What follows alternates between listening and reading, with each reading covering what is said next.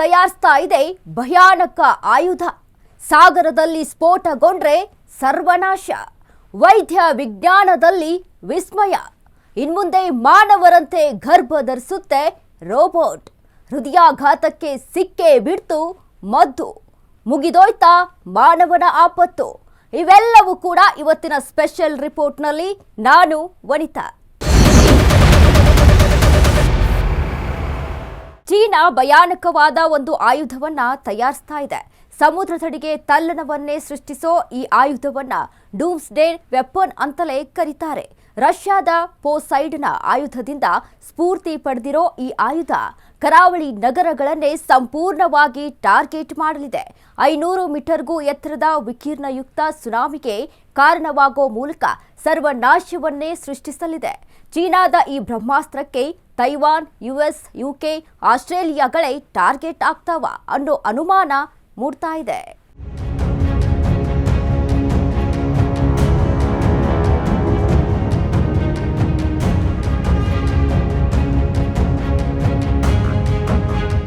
ಆಧುನಿಕ ಯುದ್ಧ ತಂತ್ರಗಳು, ಆಯುಧಗಳು ಬದಲಾಗ್ತಾ ಇದೆ.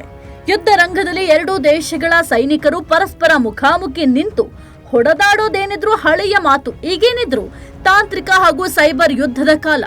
10 ಹಲವು ಭಯಾನಕ ಆಯುಧಗಳ ತಯಾರಿ ಮೂಲಕ ಶತ್ರು ದೇಶಗಳ ಮೇಲೆ ಒತ್ತಡ ಹೇರೋ ತಂತ್ರವನ್ನ ಅನುಸರಿಸಲಾಗ್ತಿದೆ. ಈ ಆಯುಧಗಳ ಮೂಲಕ ನೆಲ, ಜಲ, ಆಗಸ ಈ 3 ವಿಧಗಳಲ್ಲೂ ಪ್ರಾಬಲ್ಯ ಸಾಧಿಸೋಕೆ ದೇಶಗಳು ತವಕಿಸ್ತಾ ಇದೆ. ಅದರಲ್ಲೂ ಸಾಗರದ ಮೇಲೆ ಪ್ರಾಬಲ್ಯ ಸಾಧಿಸೋಕೆ ದೇಶಗಳ ಪ್ರಯತ್ನ ತೀವ್ರ ಆಗಿದೆ. ಈಗ ಚೀನಾ ಕೂಡ ಸಾಗರದಾಳದಲ್ಲಿ ಮಾರ್ಧನಿಸಬಲ್ಲ ಒಂದು ಭಯಾನಕ ಆಯುಧವನ್ನ ತಯಾರಿಸೋಕೆ ಹೊರಟಿದೆ. ಡ್ರ್ಯಾಗನ್ ದೇಶ ಚೀನಾ ಈಗ ಸಮುದ್ರದಾಳದ ಆಯುಧವನ್ನ ತಯಾರಿಸೋಕೆ ಹೊರಟಿದೆ. ಈ ಭಯಾನಕ ಆಯುಧ ಸಾಗರ ತಳವನ್ನೇ ಕೆಳಕ್ಕೆ ಬಿಡುವಷ್ಟು ಸಾಮರ್ಥ್ಯ ಹೊಂದಿದೆ. ಕಡಲ ತಡಿಯ ನಗರಗಳನ್ನೇ ಈ ಆಯುಧ ಟಾರ್ಗೆಟ್ ಮಾಡಲಿದೆ. ಆ ಜಾಗಗಳಲ್ಲಿ ದೊಡ್ಡ ವಿನಾಶವನ್ನೇ ಸೃಷ್ಟಿಸಲಿದೆ. ಆ ಮೂಲಕ ಜಾಗತಿಕ ಆಯುಧ ರೇಸ್ನಲ್ಲಿ ದೊಡ್ಡ ಸಾಹಸ ಮಾಡೋಕೆ ಚೀನಾ ಮುಂದಾಗಿದೆ. ಡ್ರ್ಯಾಗನ್ ದೇಶ ಸದಾಕಾಲ 10 ಹಲವು ಸಂಶೋಧನೆಗಳಲ್ಲಿ ನಿರತವಾಗಿರೋ ದೇಶ. ಆಯುಧ ಕ್ಷೇತ್ರದಲ್ಲೂ ಸಹ ಚೀನಾ ಹೊಸ ಆಯುಧ ತಯಾರಿಕೆಗೆ ಪ್ರಯತ್ನಿಸುತ್ತಲೇ ಇರುತ್ತೆ. ಚೀನಾ ಅನೇಕ ದೇಶಗಳ ಆಯುಧಗಳನ್ನ ನಕಲು ಮಾಡಿ ತನ್ನ ಆಯುಧಗಳನ್ನ ತಯಾರಿಸುತ್ತೆ ಅನ್ನೋ ಆರೋಪವೂ ಇದೆ. ಆದ್ರೆ ಅದ್ಯಾವುದಕ್ಕೂ ತಲೆ ಕೆಡಿಸಿಕೊಳ್ಳದ ಚೀನಾ ತನ್ನ ಪಾಡಿಗೆ ತಾನು ಆಯುಧಗಳನ್ನ ತಯಾರಿಸುತ್ತಲೇ ಇರುತ್ತೆ. ಈಗಲೂ ಸಹ ಸಾಗರದಾಳದ ಬ್ರಹ್ಮಾಸ್ತ್ರವೊಂದನ್ನ ತಯಾರಿಸೋಕೆ ಚೀನಾ ಮುಂದಾಗಿದೆ.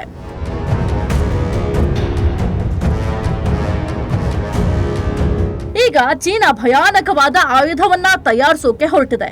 ಅದ್ಯಾವುದೆಂದ್ರೆ ನ್ಯೂಕ್ಲಿಯರ್ ಟಾರ್ಪಿಡೋ. ನ್ಯೂಕ್ಲಿಯರ್ ಟಾರ್ಪಿಡೋ ಅಂದ್ರೆ ಪರಮಾಣು ಸಿಡಿತಲೇ ಹೊಂದಿರೋ ಒಂದು ರೀತಿಯ ನೀರಿನಾಳದ ಡ್ರೋನ್. ಇದು ನೀರಿನಾಳದಲ್ಲಿ ಯಾವುದೇ ಸುಳಿವು ಸಿಗದಂತೆ ಚಲಿಸುತ್ತೆ. ಸಮುದ್ರದ ಆಳ ಭಾಗದಲ್ಲಿ ಇದು ಚಲಿಸೋದ್ರಿಂದ ರಾಡಾರ್ಗಳ ಕಣ್ಣಿಗೂ ಮಣ್ಣೆರಚೋ ಸಾಮರ್ಥ್ಯ ಹೊಂದಿರೋದ್ರಿಂದ ಇದು ಸಾಗರದ ಯುದ್ಧ ತಂತ್ರಗಳನ್ನೇ ಬದಲಾಯಿಸೋ ಸಾಮರ್ಥ್ಯತೆ ಇದೆ. ಕಾರಣ ಕೆಲವು ಅತ್ಯಾಧುನಿಕ ಸಬ್ಮರೀನ್ಗಳು ಮಾತ್ರ ರಡಾರ್ಗಳ ಕಣ್ಣಿಗೂ ಬೀಳ್ದಂತೆ ನಿಶಬ್ದವಾಗಿ ಚಲಿಸೋ ಸಾಮರ್ಥ್ಯ ಹೊಂದಿದೆ. ಇನ್ಯಾವುದೇ ರೀತಿಯ ಯಂತ್ರಗಳು ಸಮುದ್ರದಲ್ಲಿ ಚಲಿಸಿದ್ರು ಅದು ರಡಾರ್ಗಳ ಜಾಲಕ್ಕೆ ಸಿಕ್ಕಿ ಬೀಳುತ್ತೆ. ರಷ್ಯಾ ಬಳಿ ಈಗ ಆಲ್ರೆಡಿ ಪೊಸೈಡನ್ ಎಂಬ ನ್ಯೂಕ್ಲಿಯರ್ ಟಾರ್ಪಿಡೋ ಇದ್ದು 2015ರಿಂದಲೂ ಅದು ರಷ್ಯಾ ನೇವಿಯ ಸೇವೆಯಲ್ಲಿದೆ. ಆದ್ರೆ ಚೀನಾ ತನ್ನ ಆಯುಧ ರಷ್ಯಾ ಬಳಿ ಇರೋ ಆಯುಧಕ್ಕಿಂತಲೂ ಭಿನ್ನ ಅಂತ ಹೇಳಿಕೊಳ್ಳುತ್ತೆ. ಚೀನಾ ವಿಜ್ಞಾನಿಗಳ ಪ್ರಕಾರ ಈಗ ಚೀನಾದಲ್ಲಿ ತಯಾರಾಗ್ತಿರೋ ನ್ಯೂಕ್ಲಿಯರ್ ಟಾರ್ಪಿಡೋ ರಷ್ಯಾ ಬಳಿ ಇರೋ ಆಯುಧಕ್ಕಿಂತಲೂ ಭಿನ್ನವಾಗಿದೆ.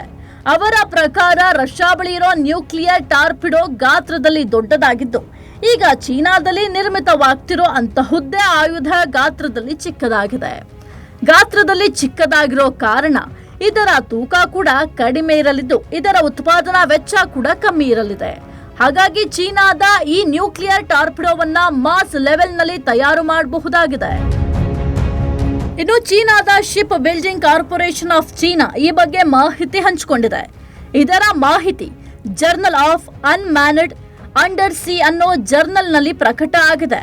ಈ ವೈಜ್ಞಾನಿಕ ಜರ್ನಲ್ನಲ್ಲಿ ಚೀನಾದ ಈ ನ್ಯೂಕ್ಲಿಯರ್ ಟಾರ್ಪಿಡೋ ಬಗ್ಗೆ ಅನೇಕ ಮಾಹಿತಿಗಳು ಪ್ರಕಟ ಆಗಿದೆ. ಆ ಪ್ರಕಾರ ಈ ಟಾರ್ಪಿಡೋ ಒಂದು ಚಿಕ್ಕ ನ್ಯೂಕ್ಲಿಯರ್ ರಿಯಾಕ್ಟರ್ನಿಂದ ಶಕ್ತಿಯನ್ನ ಪಡೆಯುತ್ತೆ. ಪರಮಾಣು ಮೂಲದಿಂದಲೇ ಶಕ್ತಿ ಪಡೆಯೋದ್ರಿಂದ ಇದರ ಸಾಮರ್ಥ್ಯವೂ ಹೆಚ್ಚಾಗಿರಲಿದೆ. ಸಾಮಾನ್ಯ ಶಕ್ತಿಯ ಮೂಲಗಳಿಗೆ ಹೋಲಿಸಿದ್ರೆ ಪರಮಾಣು ಶಕ್ತಿಯ ಮೂಲಗಳು ಅಗಾಧ ಪ್ರಮಾಣದ ಶಕ್ತಿಯನ್ನ ಉತ್ಪಾದಿಸುತ್ತೆ. ಉದಾಹರಣೆಗೆ ಕೆಲವು ಕೆಜಿಯಷ್ಟು ಯುರೇನಿಯಂ ಒಂದು ಸಬ್ಮೆರಿನ್ಗೆ ಸುಮಾರು 30 ವರ್ಷಗಳಿಗಾಗುವಷ್ಟು ಶಕ್ತಿಯನ್ನ ಒದಗಿಸುತ್ತೆ.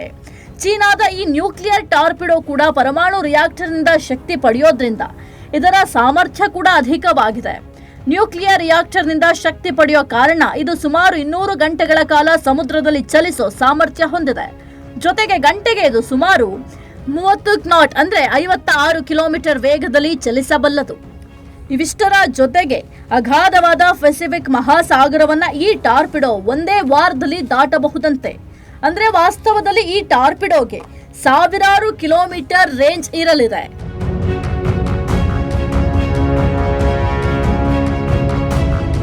ಮೊದಲೇ ಹೇಳಿದಂತೆ ರಷ್ಯಾ ಪೊಸೈಡನ್ ಟಾರ್ಪಿಡೋಗಿಂತಲೂ ಇದು ಗಾತ್ರದಲ್ಲಿ ಚಿಕ್ಕದಾಗಿರಲಿದೆ.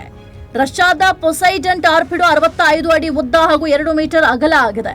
ಇನ್ನು ಚೀನಾದ ಟಾರ್ಪಿಡೋ ಇದಕ್ಕಿಂತಲೂ ಚಿಕ್ಕದಾಗಿರಲಿದೆ ಅಂತ ಹೇಳಲಾಗ್ತಿದೆ.